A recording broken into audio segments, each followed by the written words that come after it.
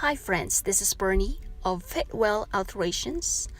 Our project for today is to show you how to repair or fix this pants that is already ripped at the seam line.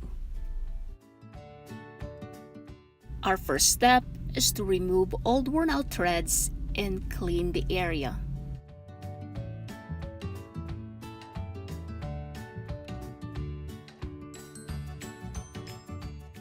Our next step is to iron the ripped area so it is nice and flat to work with.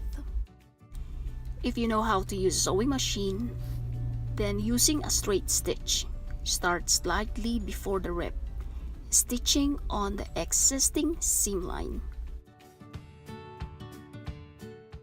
We will be using a serger machine to run a zigzag stitch along the seam to match the original stitch.